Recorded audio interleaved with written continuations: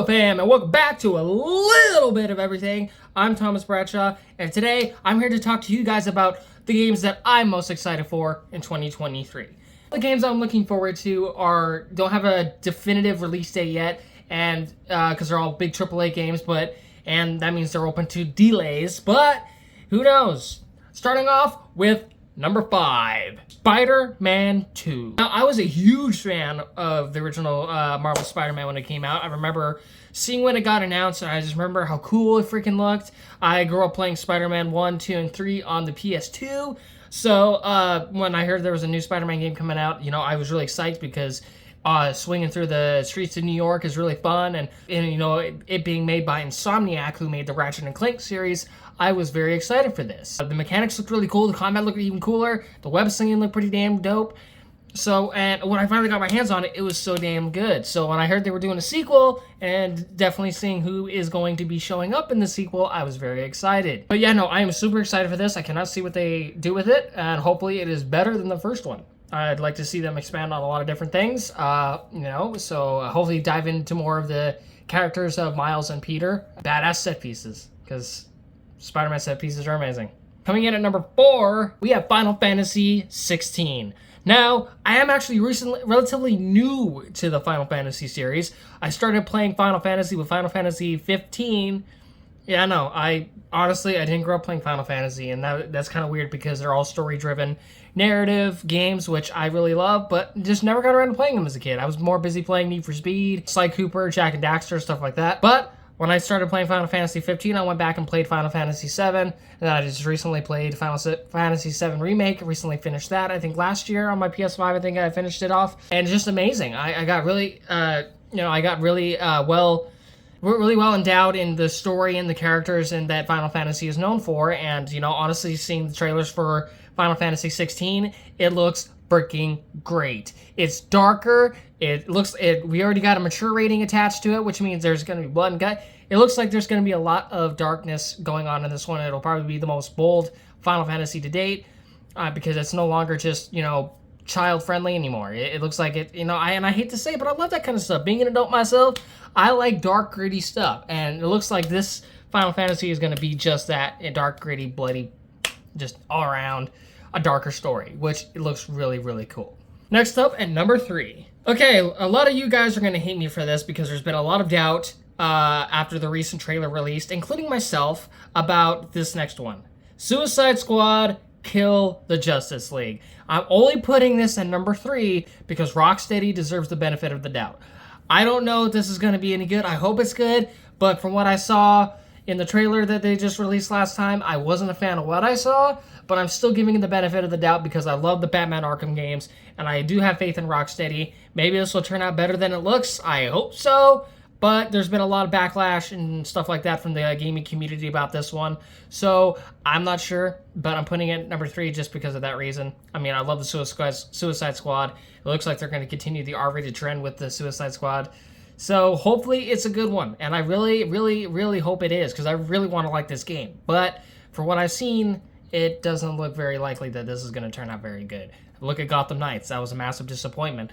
Even though I have not personally played it, a lot of people and fans and critics said it turned out very lackluster, and there was a lot of squandered potential there. I'm putting it at number 3 strictly for the Rocksteady name, and hopefully you guys aren't too mad at me for that one. Coming in at number 2, Silent Hill 2 Remake. Never got a chance to play the original Silent Hill 2.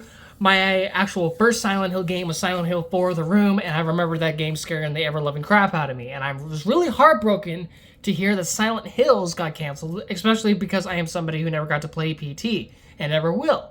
So, now we have all these spiritual successors and all that kind of stuff, but I'm a huge Silent Hill fan. I actually loved the film, and Konami actually held a press conference a couple months ago announcing all these new Silent Hill titles. They announced a new movie, and along the way, they announced Silent Hill 2 Remake made in Unreal Engine 5. I can't wait to see more about this game. There is no set release date, but it looks really, really, really cool, and I cannot wait to dive back into Silent Hill. It looks like it's going to be freaking awesome. The visuals are amazing, just judging by what we saw so far. Can't wait to see more gameplay and how the game runs, but definitely on my watch list. And coming in at number 1, we have Alan Wake 2. I recently got around to playing Alan Wake 1. I know I'm late to everything. I'm so sorry, guys. I need to get better at this kind of thing. But recently got done playing Alan Wake 1, and Remedy does not disappoint. Between the Max Payne games and this game, they just hit it out of the park every freaking time. And I loved Alan Wake. I loved the presentation of that game. The gameplay was amazing. And honestly, and for what they've said, this is going to be a full-blown survival horror game. That is going to be really cool because the first one already scared the crap out of me enough as it was, just because of the subject matter and the environments that you are in. I can't wait to see what they do to this one, and hopefully we get to see what Alan Wake has been up to ever since he got stuck. Spoiler alert! Inside the dark world, or the other, he's been trapped in that hell for probably, from the looks of it, a very long time. So hopefully, I cannot wait to see more of this game. It is my #1 game that I want to see more of. I want to see some gameplay of it. I want to see some story to it. And honestly, for what we saw so far, I thought Alan looked like a little bit of Jared Leto mixed with a little Jake Gyllenhaal. I don't know if I'm the only one that saw that, because people seem to just see Jake Gyllenhaal. I saw a little bit of Jared Leto, so I thought that was kind of cool. But all of the cast is reprising their roles. I know the guy that did Alan Wake, voice and face, is coming back.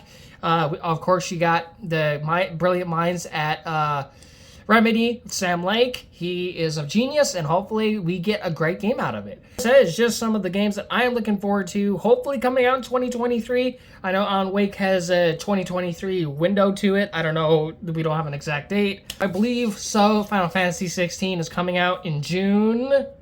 Spider-Man should be coming out, I think, in November or December of 2023.